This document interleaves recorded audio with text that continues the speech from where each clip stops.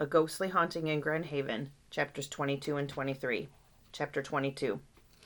Through the fog, it was impossible to see who or what was coming toward us. There were no sounds, no footsteps, just a dark blob that was growing bigger and bigger. Angela took a step closer to me. "What is it?" she whispered.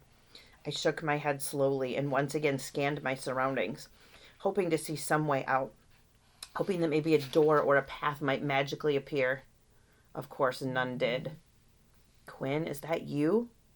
The relief that went through my body was electrifying. I'd know that voice anywhere. "Dad!" I shouted, and I ran toward his dark form.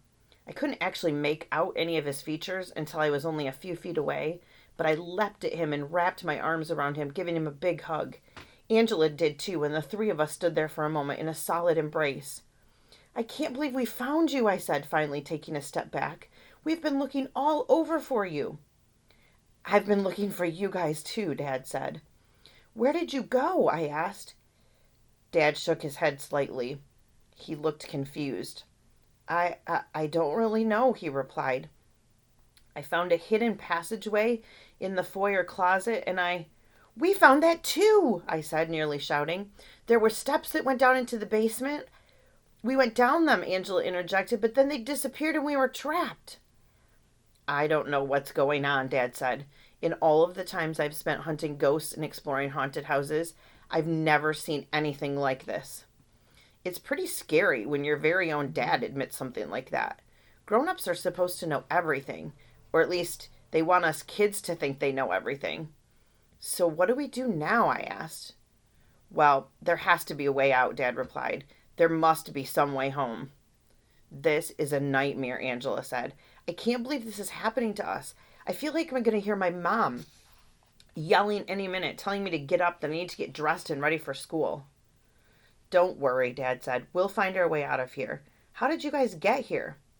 "We were looking for you," I replied, and I told him about how we'd been in the basement, all the strange ghosts we'd seen. I told him I tried to drive the van to go for help, but got it stuck on the side of the driveway.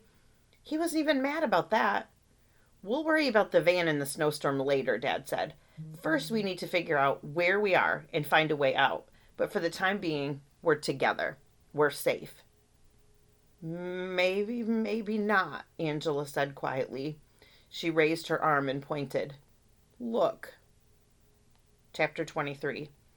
Something was coming toward us, and I knew right away that it wasn't a person, and I was pretty sure that it wasn't a ghost either. Whatever it was tall, very tall and tube-like, slowly twisting sideways, back and forth, like a giant snake reaching down, like a vacuum cleaner from the sky, sweeping back and forth. A low, loud rumble began shaking the floor. Dad grabbed my arm and then Angela's. There was a roaring sound like an approaching semi-truck.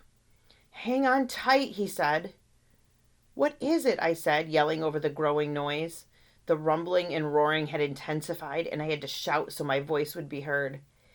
And if what had happened to us already wasn't unbelievable, what we were seeing was something impossible.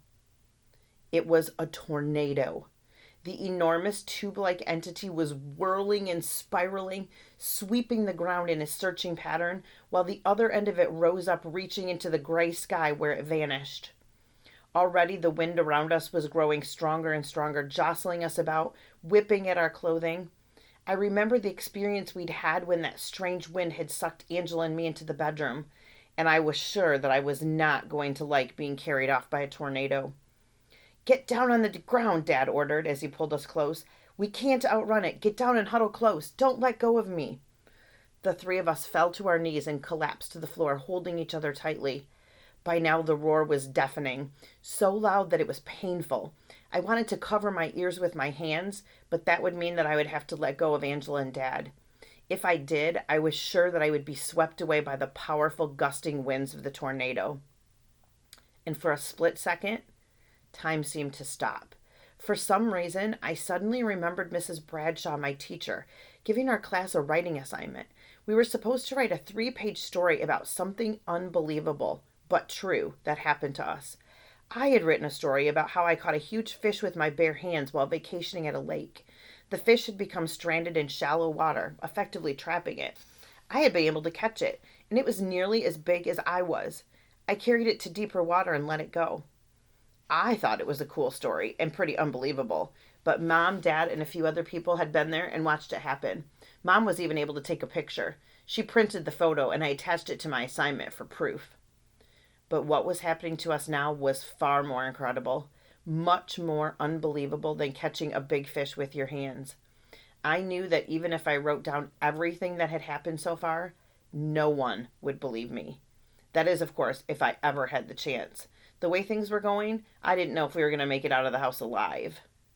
Then the unthinkable happened. Despite how hard we were holding on to each other, despite how tightly we clung for our lives, the wind tore the three of us from each other, sending us flying and tumbling in different directions. I heard Angela scream, but her voice was quickly drowned out, washed away by the fury of the tornado. As quickly as the tornado swept me away, it vanished.